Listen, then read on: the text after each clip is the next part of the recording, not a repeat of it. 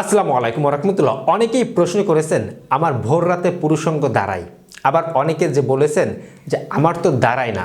আজকে খুবই সংক্ষিপ্তভাবে সকালে যখন আপনার ঘুম ভাঙবে বা ঘুম ভাঙানোর একটা টাইমে পুরুষাঙ্গ দাঁড়ায়, এটা কেন, কাদের দাঁড়ায় না, দাঁড়ানো ভালো না খারাপ, এই যে প্রশ্নটা আপনাদের মধ্যে ঘোরাঘুরি করছে, বিশেষ করে যারা অবিবাহিত রয়েছে সে সকল ব্যক্তিদের খুবই সংক্ষিপ্তভাবে বলতে চাই এটা ভালো খারাপ বা দাঁড়ানো উচিত বা উচিত না, বা এটা জন্য আপনার করণীয়কে এই বিষয় নিয়ে জানতে পারবেন। চলুন আমাদের মূল আলোচনায় ফিরে যাওয়া যাক। প্রথমেই বলতে চাই আমার প্রত্যেকটি ভিডিও মেডিকেল থেকে তুলে ধরা হয়, অবশ্যই শিক্ষণ হিসেবে দেখবেন। আপনারা শুনলে অবাক হবেন, আমি অনেক ভিডিওতে কিন্তু বলে থাকি ঘুমাইলে আমাদের শরীরের হরমোন আরও 25% বেশি কাজ করতে পারে। এটা বিভিন্ন গবেষণায় 25, 30, 15, 20ও বলা হয়। ঘুমাইলে আমাদের হরমোন ভালো কাজ করে, তার মানে সেই ঘুম যে দিনের বেলা তা না। এটা আমরা রাতে যখন ঘুমাই, পর্যাপ্ত যখন ঘুমাই, আমরা রাতে 7-8 ঘন্টায় ঘুমিয়ে থাকি। তো দেখা যাচ্ছে যখন ঘুমের মেয়াদটা 5 থেকে 6 ঘন্টায় পা দেয় বা 3 থেকে 5 ঘন্টা 6 ঘন্টায় পা দেয়, এই ডিউরেশন টাইমের পরে আমাদের শরীরে হরমোনটা একটু ভালো কাজ করে। হরমোন মানে তো বুঝতেই পেরেছেন, টেস্টোস্টেরন হরমোন।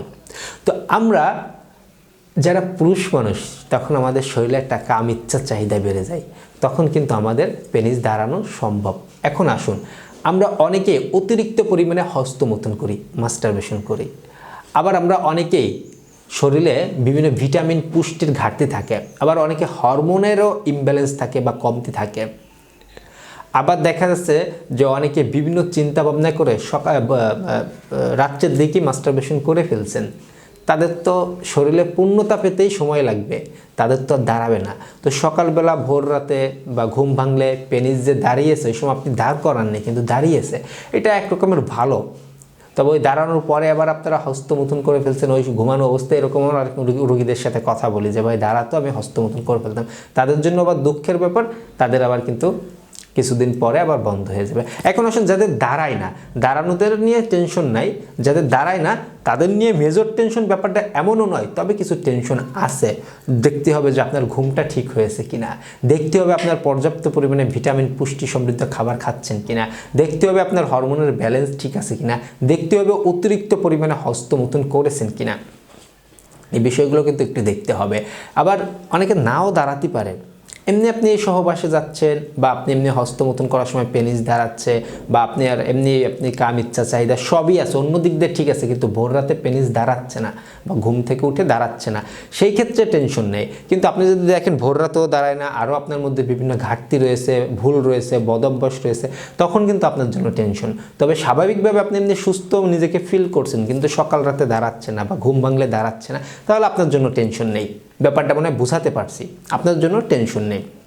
তো আমি যে বিষয়টা তুলে ধরলাম, সকালে পেনিস দাঁড়াতে পারে, এটা নিয়েও টেনশন নেই। আর না দাঁড়ালেও টেনশন নেই তখন যখন আপনি অন্য দিক দিয়ে সুস্থ মনে হবে বা কোনো বদ অভ্যাস নেই, খাবারের মান সব কিছু ঠিক আছে, বা আপনার নিজের কাছে মনে হচ্ছে বা ইতিমধ্যে বিয়ে করেছেন, বউকে রেখে দূরে আছেন বা প্রবাসে আছেন, তো সেই ক্ষেত্রে কিন্তু আপনার না দাঁড়াচ্ছে, সেটাও সমস্যা নেই। মানে ব্যাপারটা শুধুমাত্র আমাদের মাইন্ড সেটআপের একটা বিষয়। আমরা অনেকে ভুল বুঝি বা ভুল জানি, বা অল্প জ্ঞানে আমরা অতিরিক্ত ভুল মনে করি, ব্যাপারটা এরকমই। আশা করি যদি এই বিষয়ে আরও কোনো প্রশ্ন থাকে একজন চিকিৎসককে দেখিয়ে আপনারা তাকে প্রশ্ন করলে আরও ক্লিয়ার হয়ে যাবেন। সবাই ভালো থাকবেন, সুস্থ থাকবেন, সকলের সুস্বাস্থ্য কামনায় আজকের মতো এখানেই শেষ করছি। ধন্যবাদ সবাইকে।